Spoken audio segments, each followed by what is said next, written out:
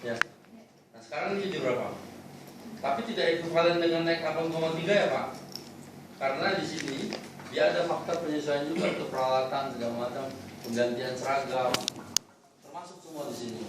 Jadi tidak naik, tidak ekuivalen dengan angka 8,3. Yang 8,3-nya misalnya 3,8 security kita, itu dia pisahkan gaji. Gaji ini harus mencapai dengan UMP security. Nah ditambah dengan biaya-biaya lain kayak seragam, alat, HT segala macam lah. Nah sehingga dia dapat satu angka lamsam tidak sama dengan kenaikan UMP ini. Nah, tidak sama dengan itu. Berapa nih total di sini? Nah 43 miliar Pak. 43, berapa? 43,3 lah ya. Nah kira-kira ini dampaknya Pak, kenaikannya. Oke, gini Pak, itu kan sangat detail, juga waktu terbatas. Nah tunggu, makanya biar saya tunjukkan ke Bapak bahwa ada in-house Pak. Nggak apa-apa Pak, in-house. In-house ini adalah karyawan yang di bawah badan pengelola. Karyawan di bawah badan pengelola yang kayak yang apa, teman-teman kita ini. Kalau dari Inner-City kan saya, Arni, Budi, sama Ani. Yang lainnya karyawan Kalibata City. Nah itu ada 179 orang. Dampaknya Pak, kita ini punya range pendidikannya itu antara SMP sampai dengan S1 itu cukup signifikan. Nah jadi antara SMP dan SMA itu gajinya masih harus di-adjust supaya mencapai UMP. Taruhlah misalnya gaji mereka sekarang 2,9, di-adjust jadi 3,2. Di-adjust jadi 3,2. Nah, pada titik ini ada karyawan kita yang udah gajinya 3,2 ketika kita akan adjust. Sehingga yang 3,2 juga harus di-adjust, namanya efek sundulan kita bilang istilah kita. Jadi ternyata kenaikan UMP itu mengakibatkan naiknya orang-orang yang gajinya di atas atau sama dengan 3,2. Jadi tidak hanya orang yang di bawah 3,2, efek sundulannya ada. Kalau di komponen gaji karyawan kita itu selain gaji, dia ada medical allowance, kemudian ada asuransi, ada jam sostek, ada BPJS, ada bonus akhir tahun kalau kita layak kasih bonus, kemudian ada THR. Nah ini komponennya nih Pak. Nah setelah kita hitung Pak dari total biaya operasional ini, akibat UMP yang naik 8,3 itu mempengaruhi biaya operasional kita sebesar 63,7%.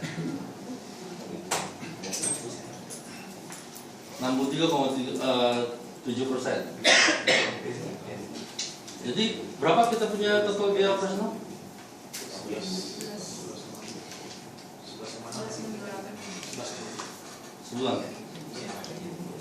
biaya operasional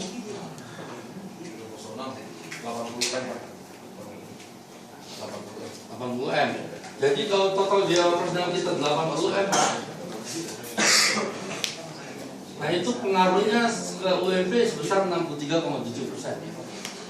63,7%. Selisihnya itu ke repair and maintenance.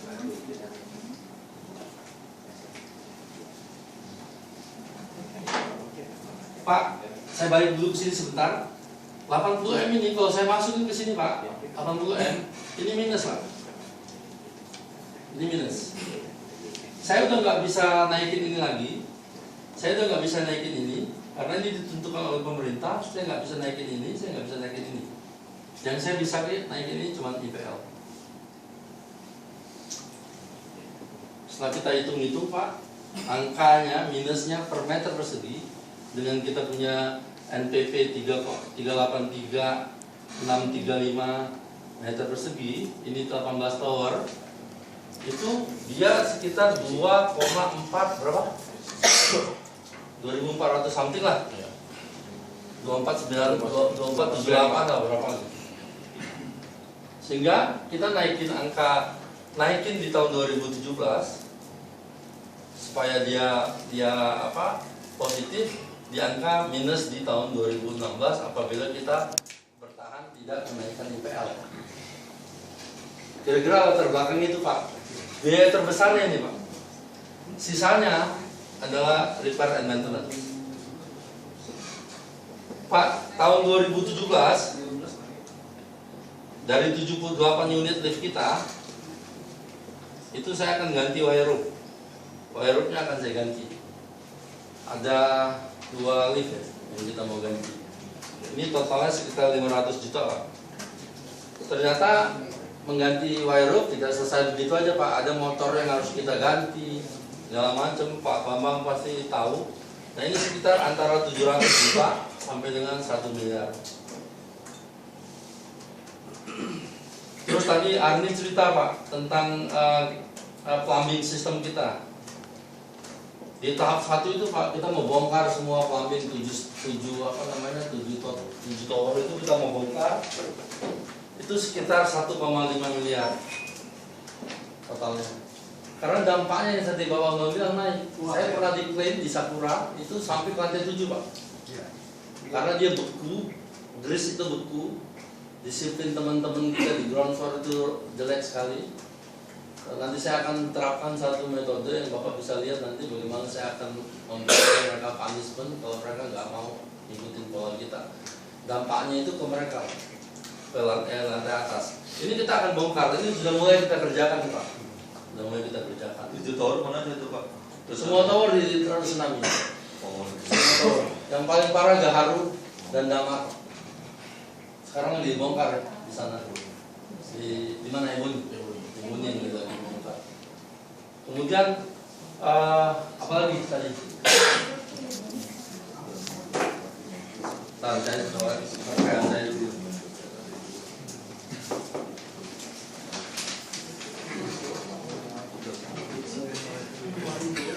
Yang besar-besar nih Pak. Kemudian kita punya 10 sumur deep well. Ini sedang kita kuras nih Pak. Karena ternyata setelah kita bawa, waktu itu Pak Tejo kesempatan hadir nggak percaya tuh Pak, orang dari mana tuh yang nggak percaya, dia bilang nggak percaya kalau naik pasir. Ternyata ada sekitar tahun 2016 saya mengganti 2.500 meteran air akibat dari kita pakai air ini, air di well ini yang pasirnya itu menghambat, menyumbat putaran. Nah, akibatnya banyak tenan kita yang dengan alasan itu nggak mau bayar air, padahal air masuk ke mereka pakai, tapi karena alasan meteran rusak dia salahin saya. Ya udah nggak apa-apa. Tapi tahun ini nggak ada cerita lagi Pak. Sudah 2.500 saya perbaiki meteran, kemudian kita akan perbaiki trok lagi itu kita punya well. Pak Bambang, seperti yang Bapak ikutin saya dari awal di BPLHD, kita sudah disetujui untuk membangun aerasi di depan, sehingga kita nggak perlu investasi uang. Tapi kita punya kewajiban Pak. Danau kita itu harus kita bikinkan danau kolam resapan pengganti. Nah, kolam resapan saya ada di sini, yang sekarang ini saya ganti jadi STP, kemudian kita olah WTP. Nah di sebelahnya Pak, kita berkewajiban bikin 1.200 meter persegi untuk sumur kolam resapan baru pengganti. Pengganti Pak Tejo. Nah, ternyata di Dinas Tata Air, karena sistem kita asumsinya STP kita di masing-masing tower itu tidak bermasalah, air hujan dengan air STP masuknya bareng Pak ke sini. Dulu asumsinya kan STP kita nggak bermasalah, jadi ini nggak jadi masalah. Nah sekarang kalau ini air hujan, ini STP, ini nggak boleh Pak, ini harus dibelokin ke sini. Setelah saya pelajari Pak, itu nggak mungkin kalau air hujannya yang kita bendung. Yang paling memungkinkan air STP ini yang kita bikinkan saluran baru. Mau nggak mau, seneng nggak seneng kita harus lakukan ini. Kita sudah diizinkan karena Palija pun sampai hari ini Palija Pak nggak bisa mencapai 3.000 seperti yang dijanjikan dengan kita dulu. Nah, ini harus kita buat baru. Yang ini STP tetap masuk ke sini, yang ini saya bypass ke sini. Ini 1,7 miliar rubah atau modif saluran air SMP. Itu masih di lahan ini ya, bukan taman kota apa ya? Lahan kita. Ini sekitar 1 miliar. Kenaikan RM kita Pak, biaya repair and maintenance kita. Kalau RM itu dia ada mechanical, ada electrical, ada plumbing, dan ada security. Pak, di tahun ke-7 Pak, Ya, Bapak tahu kan bagaimana perbedaan sipil ini Pak? Kira-kira Pak Bambang dan Ibu ya. pengaruhnya kenapa saya mengambil kebijakan untuk menaikkan IPL itu Pak? Pak, begini. Jadi kalau saya tangkap dari sini kan Bapak berdasarkan dari periode ABC berdasarkan pada power masing-masing ya Pak ya. Kemudian mungkin yang agak jauh, dasar hukum Bapak menetapkan IPL ini apa Pak? Saya boleh tahu. Dasar hukum. Iya, jadi Bapak menetapkan IPL ini apa? Kalau Bapak nggak bisa jawab, ya nggak apa-apa. Saya juga nggak tahu. Saya belum mengerti tentang yang Bapak maksud dengan dasar hukum, tapi Iya, apapun alasan di balik itu, operasional gedung ini harus tetap. betul. Operasi harus jalan Pak. Tapi masalah tadi yang katanya dasar penetapan. Nah, dasar hukumnya adalah kalau memang mau kita merujuk ke situ, saya terus terang bilang bahwa PPRS yang sekarang ini ada kami itu tidak berkenan untuk menandatangani, tapi merekomendasi dan bisa memahami kenaikan itu, sehingga kami menggunakan self-explanatory sebagai pengelola untuk menaikkan IPL. Jadi artinya Bapak bertindak sebagai P3S, P2S-nya, sementaranya sendiri langsung menetapkan sendiri.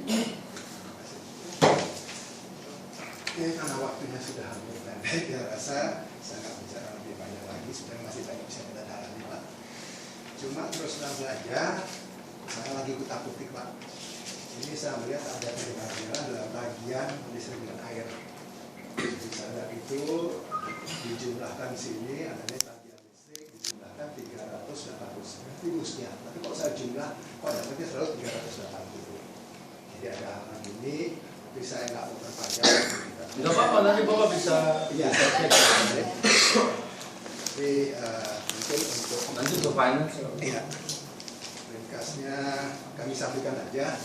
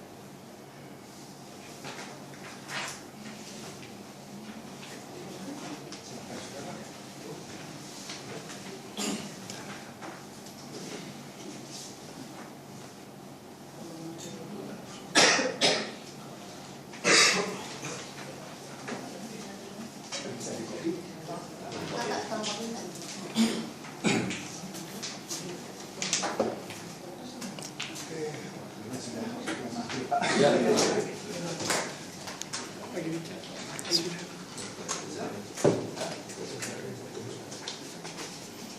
Ya mungkin kita berharap mudah-mudahan ini bisa jaga supaya bersih-bersih berkurang.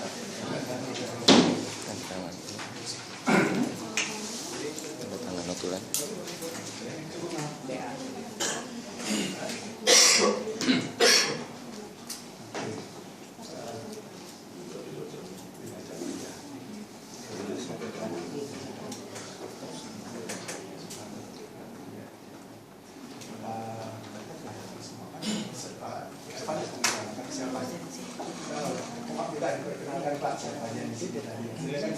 Oh iya. Bu Ardi tadi sudah tahu. Di belakang saya ini Galuh Pak, dia tim CS kita, Bapak yang kenal. Paling kenal. Kemudian di sebelahnya ini Maulana, di supervisor finance kita, yang jagoan budgetnya.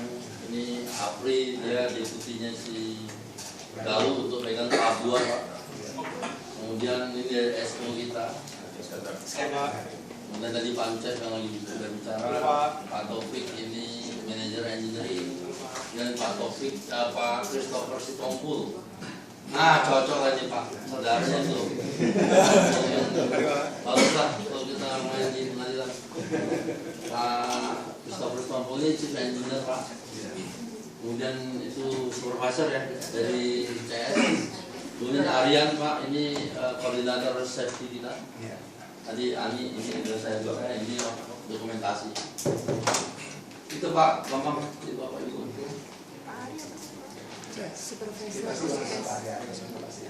Ya, ya. Saya rasa gitu, cukup ya. Kita